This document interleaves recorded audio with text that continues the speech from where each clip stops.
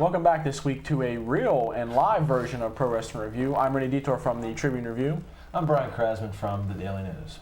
Joining us as always, Jim the Bruiser to our left, Tom Combetti to the far right. We wanted to come back this week and talk a little bit about the XFL. And of course, this show will benefit the most because our ratings are going to go through the roof. It's the only Saturday night program on at 8 o'clock that still, exists. But if you haven't heard already, the XFL folded. Vince McMahon and NBC finally conceded to the fact that the league wouldn't be able to come back for next season. So, what do you guys think? Was this a long time coming, or? Yeah, absolutely. And the thing that I think is positive, of course, all the sports columnists are gonna bash McMahon and talk about what a failure he is. And I think that it's good that McMahon had a little bit of long-term thinking going on whenever they made this decision, because the guy just bought WCW, and WCW is going to lose a hell of a lot of money whenever that starts off. So you can't be losing money with the XFL and WCW. You're going to have to kill one or the other. So it's a good thing they killed the one worth killing. Well, speaking of killing, it's just a shame that Jim Rome didn't go out on a rampage because he was so excited, and maybe disappear for several weeks at a time. There's nothing worse than having something like that happen so a guy like Jim Rome can say, I was right. He's absolutely horrible when it comes to that. Well, let's take a look back and we can actually examine what did the XFL and I guess you could say Vince McMahon do wrong with this league. What do you think the biggest problem was? Well, I think one of the biggest problems was I don't think they took enough time to really prepare for the league to start, for one. They had 1 week worth of preseason. And I think for people who did watch the league, and I admit I did watch the league, I watched it, I didn't watch every game, but each week I usually caught at least a little bit of it. And it did get better as time went on. By the time the playoffs were here, the playoffs were as good as the NFL playoffs this year, because the NFL playoffs were pretty bad. But I think if you would have given them 4 weeks to have a preseason, sort of like they do in the NFL, actually the NFL's 5 weeks in some cases, I think that would have been a good way to start, because whenever they would have kicked off, February or whatever, the product at least would have been a little further along. Well, let's not go ahead, Tom. Well, I was going to say Vince McMahon has gone on record many times saying it takes several years, if not decades, to build a brand. The NFL, how many years in the making? My God, over 100 at least. Send emails. I know I got the years wrong on that, but 1 year is not enough time for people to get turned on by the XFL, which I think was the main goal in the first place. Plus, Saturday night at 8 o'clock. Who in the hell is home? Wait a minute, never mind. I didn't just say that. Whoops. Granted, Saturday nights aren't the best nights for time slots, especially with a new product like the XFL, which people don't even know. We're established, though, so it's different. We've built the brand over 5 years, something like that. But the point is, 56 years. As you said, Brian, too rushed. Just so many things working against it, including Jim Rome. What do you think that going on NBC on a primetime slot? You think that was too much, too fast for this league? Maybe they should have built it up more on UPN and TNN? I think when you have a TV deal like that with NBC to be on prime time, you really can't say, well, no thanks. We'd rather build the product. I'm sure Vince McMahon saw dollar signs. It was the same deal when he signed on with Viacom. Right. You could have looked at it from perspective that, well, why don't we just stay with USA? We've been here. We know what it's like. We know what it is to deal with these people. But he just jumped to TNN because the money was there. So I don't think honestly you can turn down a TV deal with NBC no matter what the product would have been. Yeah, and I don't necessarily think that had NBC not been there, I don't know that the XFL would have even hit the playing field. Because if you just have UPN and TNN supporting this league, for as much money as they're going to have to pour into this, I don't even think it would have happened. And so that's why I think that, sticking with NBC and going with them was the right thing to do. And, like Tom said, it's a shame that they didn't have a little bit more time to give to this thing. Because it would have taken, look at the Arena Football League. It's been around for 15 years, I think, this year. And really, it just started getting popular the last couple of years. And it's not a nationwide phenomenon. The areas that it's in, like Iowa, it's huge. Orlando, it's huge. It's like the areas that it's in, it's a phenomenal thing. But, it took that long to get it there. Pittsburgh had a team at one point, and, it failed. But let's not forget, too, the point that Tom brought up about Jim Rome. You can't blame the media completely for the downfall of the XFL. Right. There are other people to blame in this situation, but they were a big contributing factor to why this league went under. They never really gave it a chance. I don't ever remember reading anything that was positive about the XFL other than the stories that came out of the first weekend saying that they scored 10.4 ratings or whatever they were. Yeah. But, so that goes a long way, too. And, these guys, anytime, a franchise like the NFL is threatened, these guys are going to immediately go after the new thing and just tear it down. So, you knew that was coming, and the XFL was battling uphill the whole time. And all the sports personalities run to each other's aid anyway. It's like when Vince There we are. When Vince hammered Bob Costas on HBO, you had the next day, you had Rudy Martzkin, USA, talking about how Bob Costas slammed him. It's like, wasn't even anything close to that. It was the same thing. The sports writers weren't holding each other accountable for it because it was like they were sort of all in on it together. Bob Ryan, the morning the XFL kicked off, talked about what trash the league is and its sleaze, and it's like the damn thing hadn't even kicked off yet. I believe that's the morning he called Vince McMahon out of 5 billion people, one of 5 who don't deserve to be breathing. Yeah. So yes. Can I be number 4? It's up to Bob Ryan, my friend. It's just, I mean, the media does hold a lot of influence. I mean, you look at, I made this point on the website, is that when a movie comes out, it's like Godzilla, I use as an example. When Godzilla came out a couple years ago, and I mean the one that they made the big, almost like the Jurassic Park type of Godzilla. Yeah, with Ferris Bueller was in that, right? Yes, right. They poured all this money into the movie, and they had Taco Bell promotions, and everywhere you would look, there was Godzilla toys and all this kind of crap. But almost every single review in the newspapers just bashed the crap out of it, and that's fine because the movie was awful. But that just shows that the power that the media does have. When people read those reviews and they think, oh man, look at this movie's terrible, I'm not going to see it. That's why it only made $70 million. And that's still a lot of money, but not for as much money as they put into it. Well, maybe in closing, another reason why it failed. The NFL did just end in January after the Super Bowl, I believe. I don't even know when the Super Bowl is, but maybe people had their taste of football. With baseball starting, not that that's the most exciting of sports, but maybe people just had enough of football for the year. Wanted to move on to baseball. I don't know what else is in the spring, maybe field hockey, maybe a little lacrosse, something like that. But people might have just had their full of football, and it's a shame. But at least I will say this, no more innocent people have to die because of the XFL and the garbage that was on it. Thank God we saved some lives. I just want to throw a point out there real quick. They always hammered home the fact that these XFL players, they win, they get paid more. It seemed like during the season they didn't really try any PR stories to identify, for fans to identify with these players who are earning extra money. Right. Someone brought up on the internet, why aren't you doing a story on what these guys are doing with the extra money? And it just never happened. One of the many things that led to a $35 million loss for both NBC and WWF. All right, well, we're going to come back. We're going to talk about the WWF and their upcoming pay-per-view Judgment Day. Stay tuned. Things get. It won't suck as bad as Raw this past week because it sucked. And it was so bad in an editorial board meeting with Mr. Blotzer before the show. It's Bruce Dickinson now. Yeah, okay, I'm sorry, Mr. Dickinson. Yeah, he just joined the staff. That's right. Mr. Blotzer had a sex change and he won't be coming back. Damn. But we've decided we will not be showing clips from Raw this past week. It was just that damn bad. So. But we do have clips from Witchblade on TNT. Let's go to the clip. But unfortunately, we have nothing else to talk about, so Boy. how was Raw, guys? It just sucked. I didn't mind. Go ahead, Rennie. I didn't mind the first hour that much. I mean, it ended with the Benoit, Jericho, Edge, and Christian tag team match, which was good. That was good. So that right there, you got to give it at least a D-. But Well, I don't know. It's like an SAT test. Yeah, I'm grading it as we talk. There was that ridiculous, and I guess knowing now, Rikishi injured his shoulder during his match against Kurt Angle, and it may be serious, but it seemed like that the whole Regal run-in was just like, it's like Rikishi's standing there looking over the ropes like, Yeah. come on. All right, I'm about to do this move. Now get your ass out here. I know. Hurry. It didn't come off well, and God, it's just, all right, here's Show my other was problem. bad. Here's my other problem. The China Lita against Molly Holly and Ivory thing, okay? I understand the point was that for China and Lita to tease tension and crap like that, wow, what a new idea.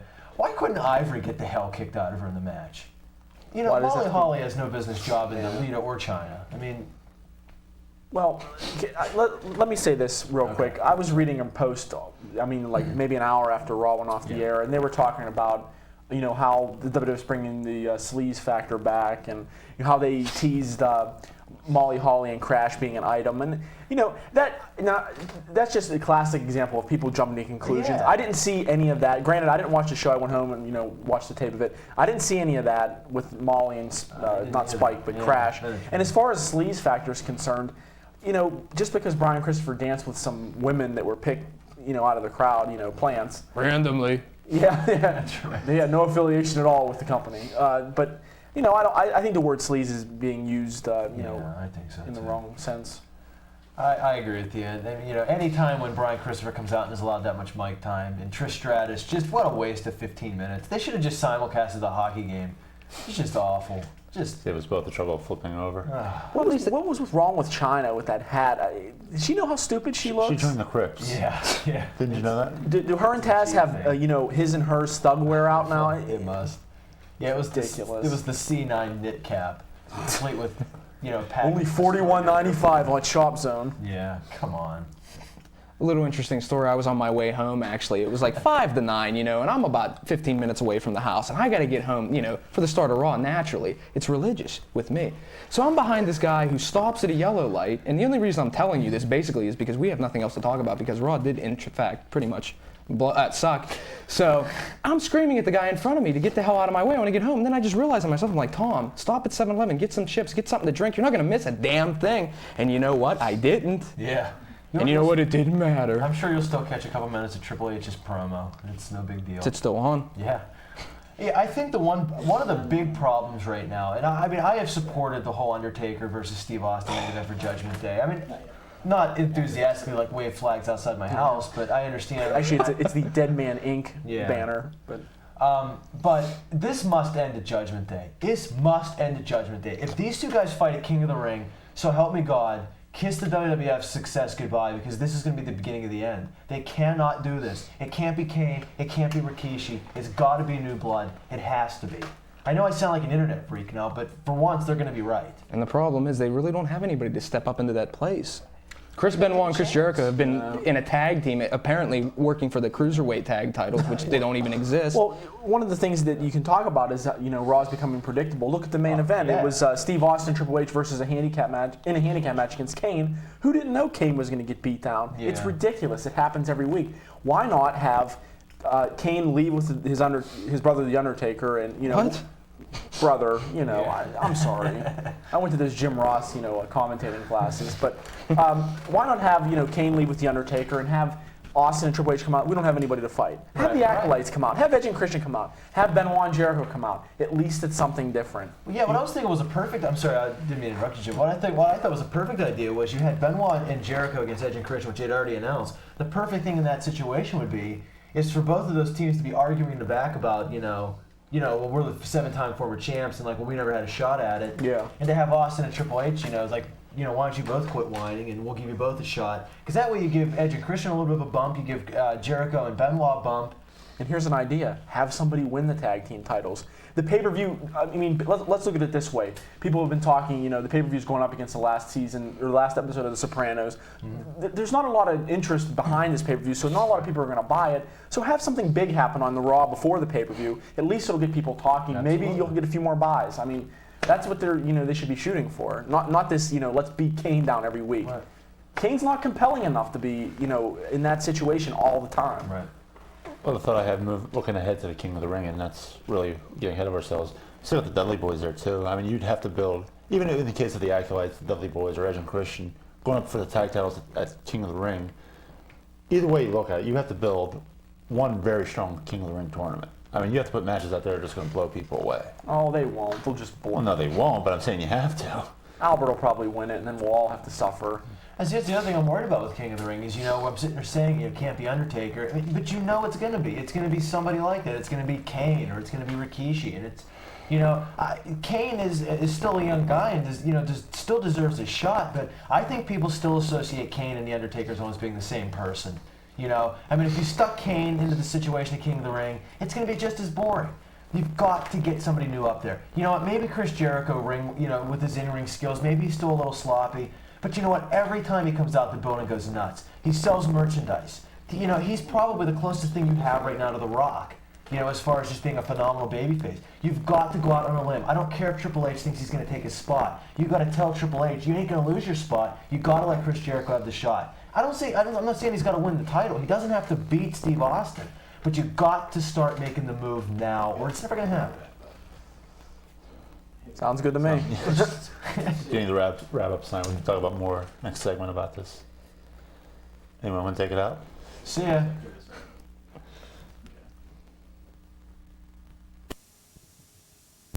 Monday Night Raw. Follow after us. What the hell are you on, man? Just that Gannon water. Well, let's talk a little more about Raw and about the angle of the week, I guess you could say, with the Angle of Undertaker the decade. with the Undertaker falling down the steps, going to the hospital to see his wife, who was recently in a bus accident. Did they say bus or car?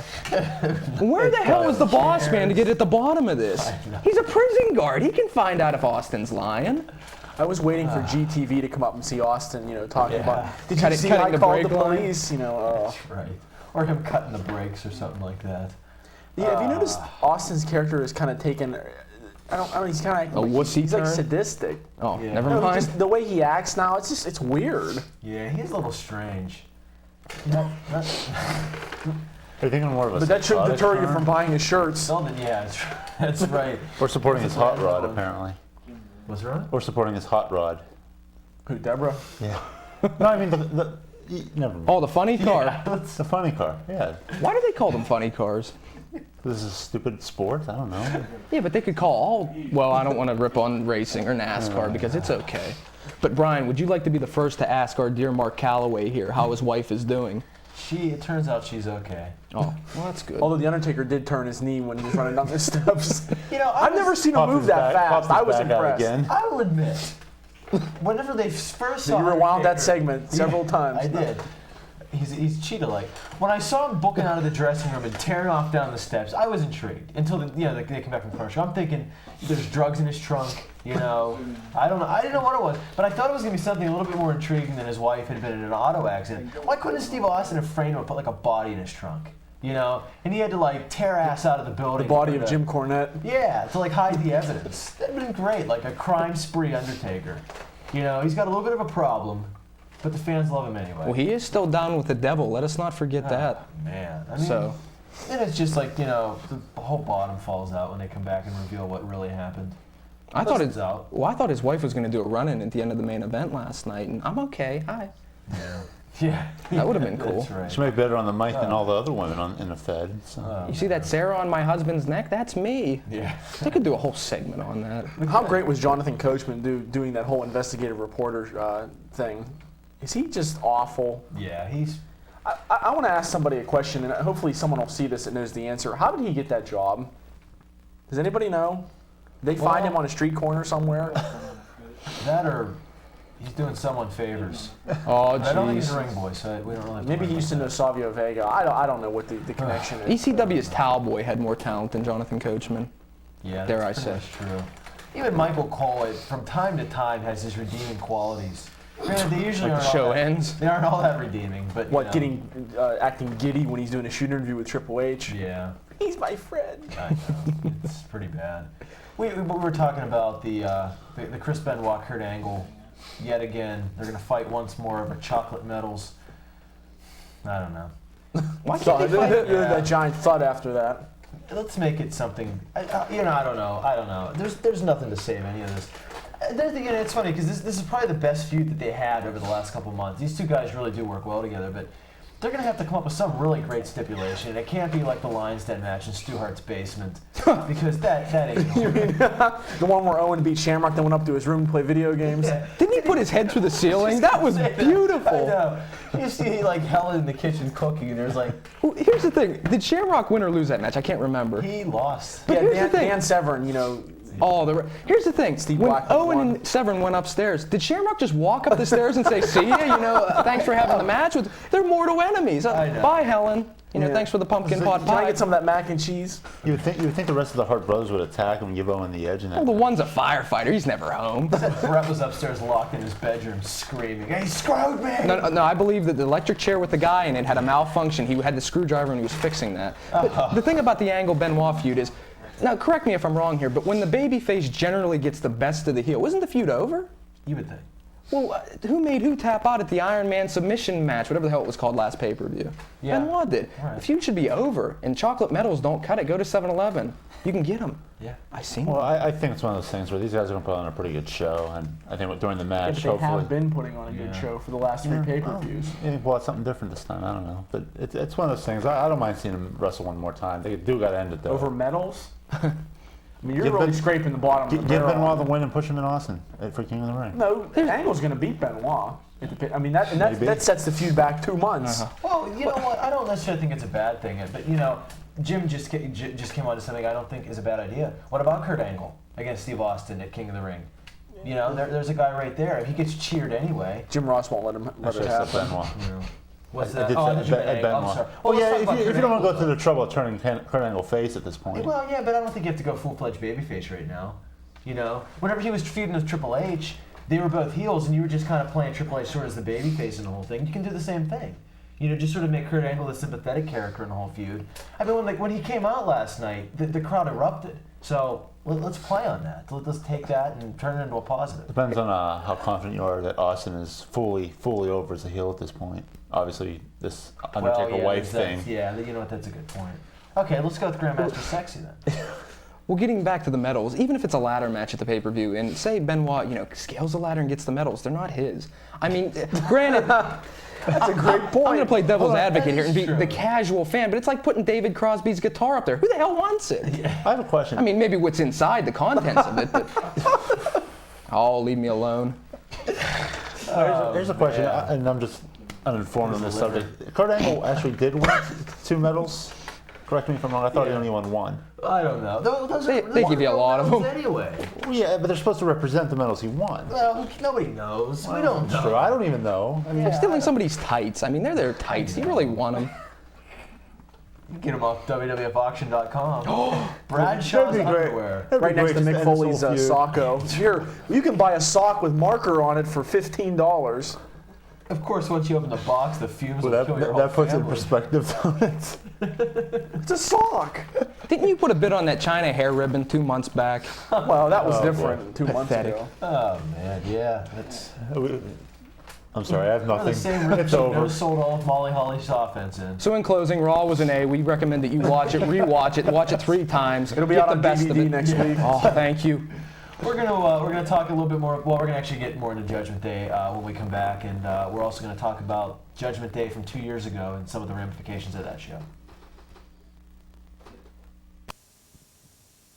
I really don't know who does the questions because it's been a while, but somebody read one or go over the results. Actually, I think I'm supposed to do that. All right. Okay. Question number 1. Name 3 of Mick Foley's personas. Cactus Jack, Mankind, and Dude Love. If you didn't get that right, you should be killed. What about the Chef Boyardee one? No, that doesn't count. Too recent. Okay, name the members of the Hart Foundation. Danny Davis, Bret Hart, Jim Neidhart, and the Mouth of the South, Jimmy Hart. Yeah, we haven't heard in a while. Sorry. What was the relationship between Elizabeth and Randy Savage? They were actually brother and sister. No, they were married. Oh, And they were brothers. It's a joke. Jeez. more emails. Not much of one. Okay, the question from last week's show. Name the 3 ECW wrestlers who debuted at Backlash. Spike, Rhino, and Justin Credible. And our winner this week is. Oh, yeah. Jeez. See, you're off 1 week. Stephen Walsh from Pittsburgh, PA. And Steven. Nice is work. From Original Pizza Works. 1 large pie, an order of chicken wings, and 2-liter bottle of carbonated beverages. You can redeem those wonderful coupons at any of their 3 outlets: Javosburg, Jefferson Hills, Finleyville. I have personally tried the Javosburg store, and it is great. Oh, it's my turn. Well, you got to answer the 3 questions on our website at ProWrestlingReview.com. This week's question is, name the pay-per-view that Kurt Angle debuted at, and whom did he face? Once again, name the pay-per-view that Kurt Angle debuted at, whom did he face? Answer that one. 3 on the website, name and address, mail it in. And you'll win pizza. And we'll be back, I guess. These stage directions are really crappy right now. Yes, we will return. I'm sorry.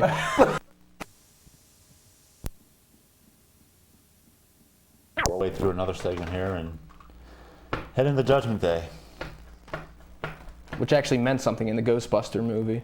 Unfortunately, this pay-per-view. Wasn't it Judgment The Day? movie starring Dennis Leary. Who? Dennis Leary and L. Brent Bozell. Here we go.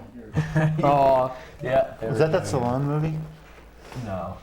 I don't know. Who cares? I think it was the one with Burt Reynolds and that dog. You guys want to talk about Mannequin next? Or Yeah. That's a great movie, man. Splash What, is Mannequin? No, I'm kidding.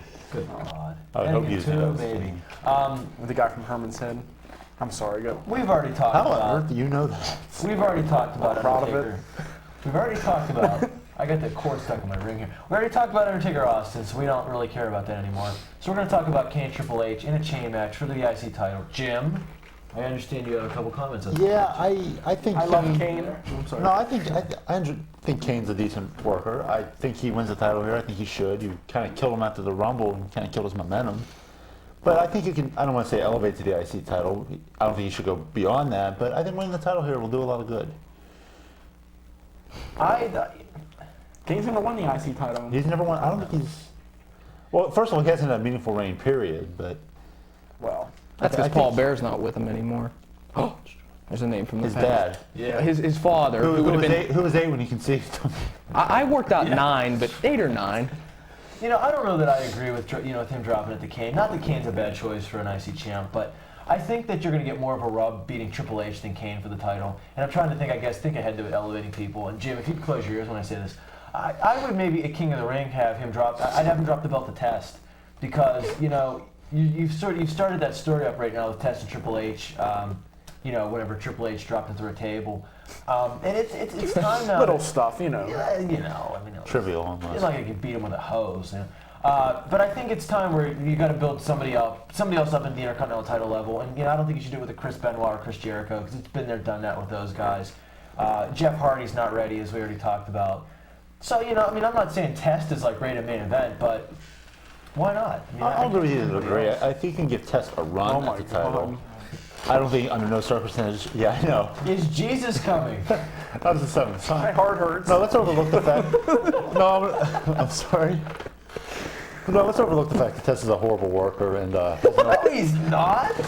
No, I'm sorry. We're going to debate. No, I'm Give me sorry. a Test ball. is not ready to win the IC title. Here, you want to break It's a your glass one. tie? Hold on here. That's first Hey, of all, that's my glass. fault. Put I that damn shouldn't thing be down. We're getting off the subject. Of Yeah, course, but- I'm not saying like he's ready.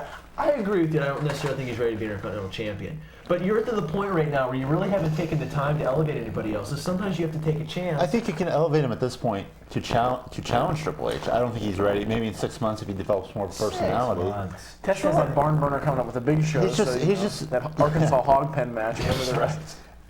Oh man. Oh, the fun. I was going to say, am I out of line to suggest Val breaking away from the RTC and maybe going back to either the Val Venus character or a new one, and possibly having a run with the IC title? The RTC is as dead as, insert analogy here.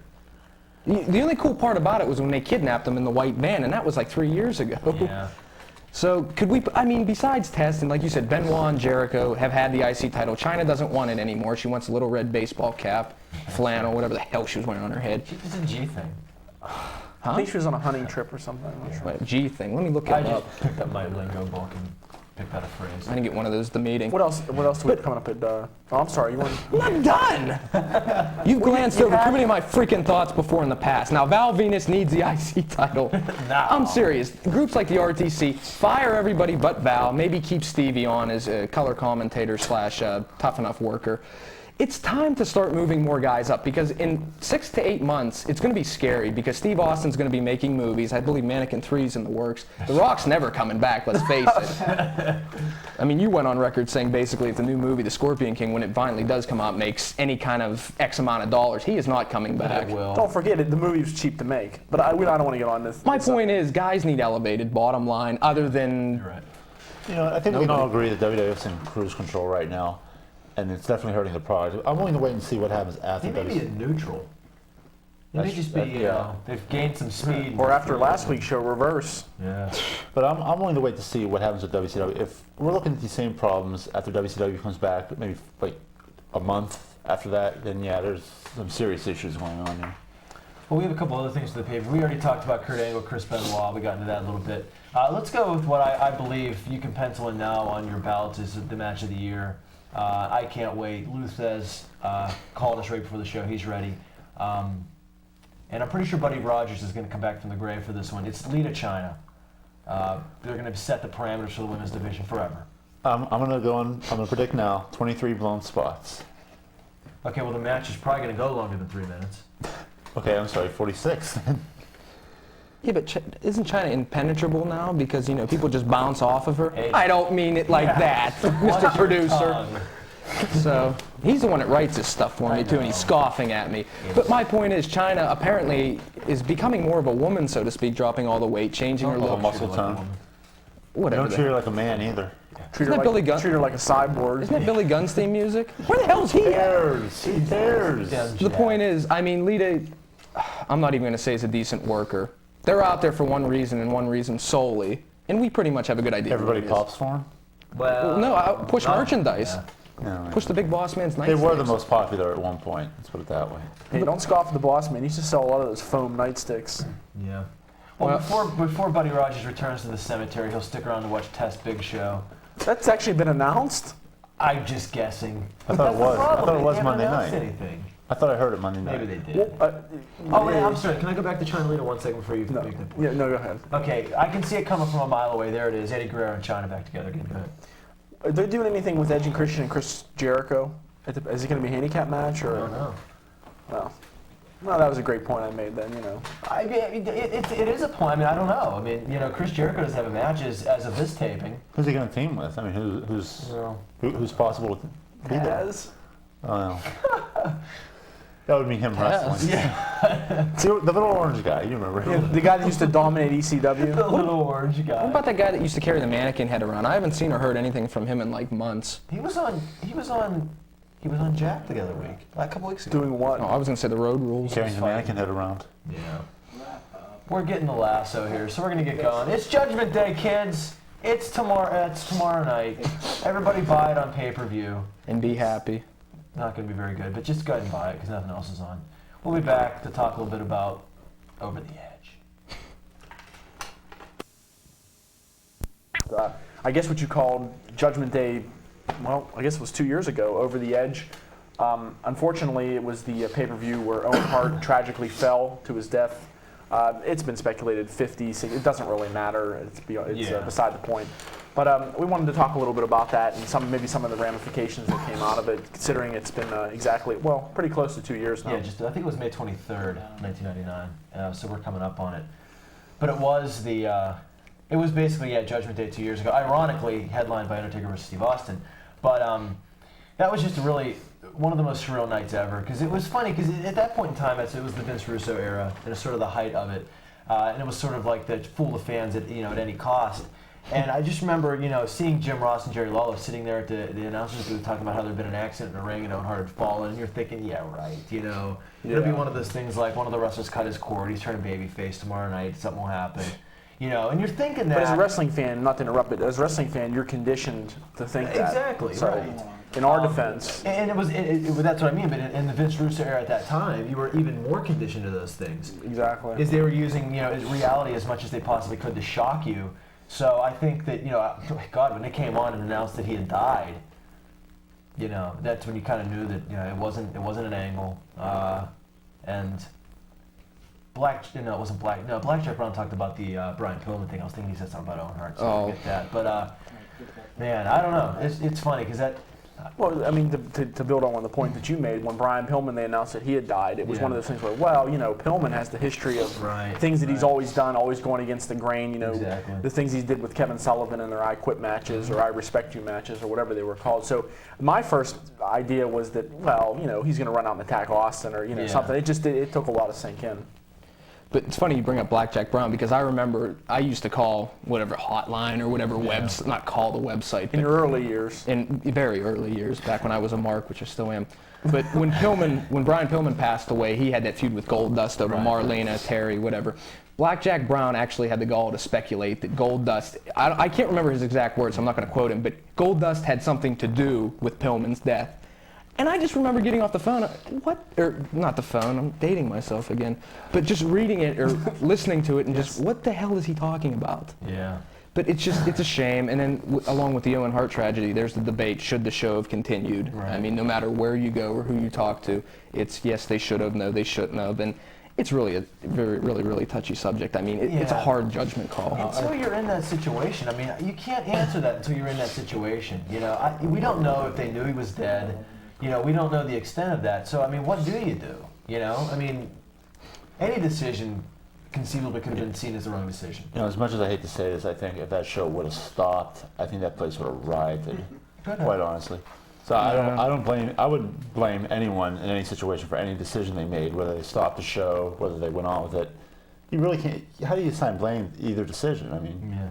damned if you do, damned if you don't. Well, there was also reports coming out that they didn't tell the live audience there that Owen Hart had passed away. And if you do something like that, granted, if you have the show to continue, if you do that, people are going to file out of there for obvious reasons. Yeah. So it's one of those things again. But as far as rioting goes, considering the circumstances, I can't really see. It's not like Axl Rose had throat problems and refused to play. I mean, this is kind of a serious matter. But there would have been a lot of complaints, backlash. Yeah, exactly. Obviously. Well, let's talk a little bit about some other repercussions that came out of that event, and it was the fact that after a while, and I don't want to say when things died down because people still talk about it today. Right. But one of the things that was brought up was that Owen Hart was quote unquote sacrificed for ratings, and this is something that needs to be addressed for the simple fact that, and we talked about this earlier, is that ratings is not, it's a moot idea and word when you're talking about pay-per-views, because pay-per-views are done by buy rates and people buy the show before whatever happens on the pay-per-view takes place. So for someone to say that he was sacrificed for ratings is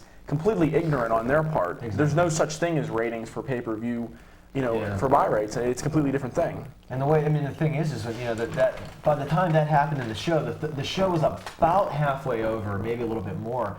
So you couldn't have bought the show anyway, I mean, you can maybe make an argument you could have bought the replay, but you know what? The news was going to pick up on that story anyway, and that's not the WWF's fault that the news was going to pick up on it. It should have. I mean, it was a news story.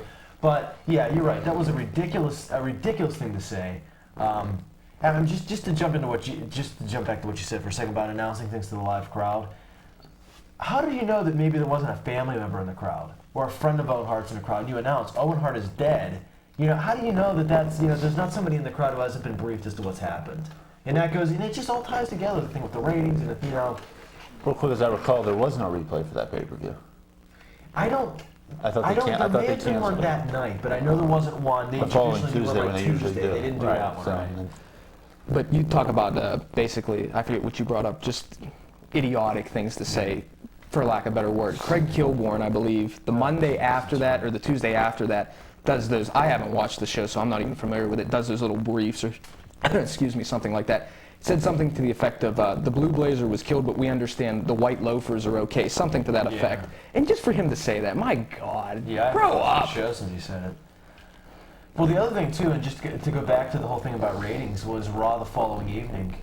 They did a 2-hour tribute to Owen Hart, which what is it? Is it like lithium or something in the air here? Lithium, yeah. There's whatever. It's not even gas; it's a pill. But anyhow, there was a lot of talk. What's that? Yeah, no, forget it. Just forget it. Those last couple seconds. There was a lot of talk about Raw the following evening. I think that Raw the next night was about 2 of the best hours of anything I've ever seen. And they said the same thing about that. Oh, well, they're milking it for ratings. Well, what the hell do you want them to do? You want them just to go out and just play angles and oh, by the way, Owen Hart died. It was a tremendous show. It was a touching show.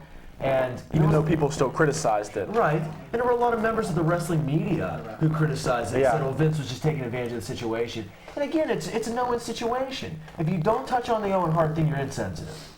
And but I think the way they did it, they let the wrestlers come out of characters, be themselves. They didn't run angles. The guys who didn't want to wrestle didn't have to.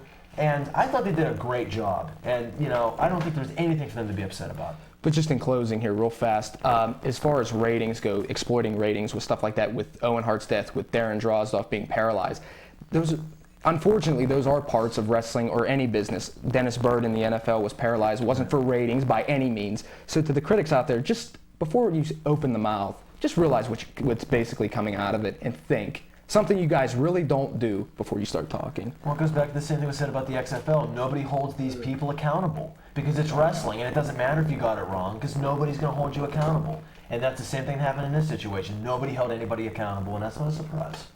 All right, well, we're going to come back and we're going to do our world-famous rants, so please stay with us. I'm going to talk to China a little bit.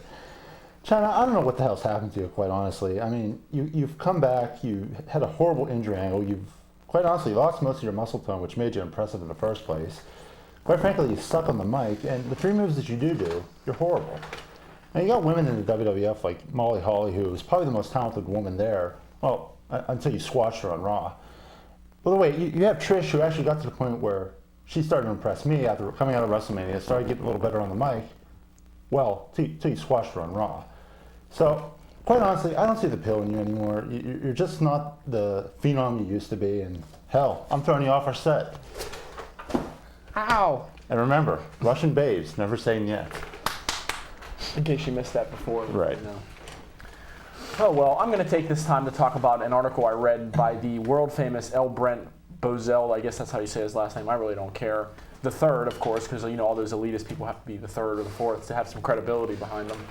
But anyway, he talked a little bit about wrestling, and it was that usual barrage of bile that comes out of his mouth when he comes to talking about the WWF or whatever. But just one thing, or actually a few things that caught my eye. He talked about the WWF having outright torture on their shows, and I don't know where he's coming from with this, besides, seeing Mideon, I guess, tortured by The Undertaker. But here's a little hint. It's not real. It's entertainment. Take it for what it is. The other thing, and I don't know what he's watching or what kind of filth he's been watching, but most notably, wrestlers on both shows are routinely slammed onto tabletops, blah, blah, blah, and he lists a whole bunch of weapons. And then he says wooden swords. What? Apparently, we walked onto the set of Spartacus. Did the Berserker come back and I wasn't informed? What the hell's wrong with him? And then, to cap off the article, he goes out and gets Vince Russo, the guy that's pissed off at the world because he was fired from a job that is, he had a golden job and he was fired from it. So they go out and get a website chat that Vince Russo did. All this stuff about Vince told me to get ratings, blah, blah, blah. Meanwhile, Vince Russo was on writing this stuff in his, on his own. And anybody who's ever read anything by Vince Russo knows he has about as much tact as a nuclear explosion. So they went out, put this at the end just to make things sound even worse about wrestling. The bottom line is, wrestling's never going to appease the people like this. So anytime you ever see anything by Bozell or anybody from the PTC or Bozo or whatever his name is, just don't bother reading it. You're going to get the same thing all the time and all the negatively towards wrestling. It's not worth your time. Speaking of things not worth your time, it seems over the last few weeks or so, there's been a lot of people who are sort of jumping the gun on the whole WCW thing. As you know, the WWF bought out WCW, and they're in the process of getting ready to launch it as its own company. But it's funny because, they just bought the company in March. We're sitting here right now, it's the middle of May, and they haven't had a television show yet, they don't have a deal in place, but they're dealing with talent, they're trying to hire personnel, they're trying to find announcers. They're trying to get some of the top stars to get buyout deals from AOL Time Warner. That takes a little while. For those of you who don't realize, it's not like the Pro Wrestling Review here and just go out and snap your finger and get a deal with TNN. I mean, we have that power, but that takes a while. People always rip WCW because they just tried to throw crap at the wall and see if it would stick. And just tried to do things because they couldn't think of anything else. So let's just rush this, and who cares if it's any good? Well, the WWF, in my opinion, is making the point of not doing that.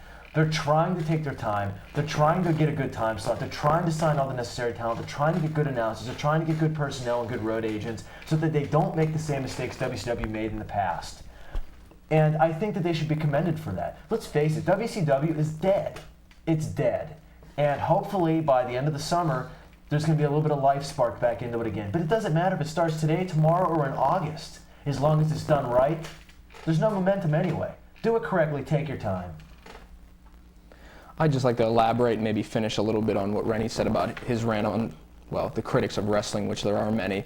I just like to say, for the critics' sake, thank God for wrestling right now, because you have a scapegoat to blame all society's problems on. But if there was no wrestling, what would you blame? What would be the real problem, quote unquote? I guess every violent act in our society, according to the Wake Forest study, which basically said a gist of it, is males or females that watch wrestling, I'm probably citing this wrong, are significantly more likely to engage in physical behavior, physical altercation on a date, social, whatever the hell.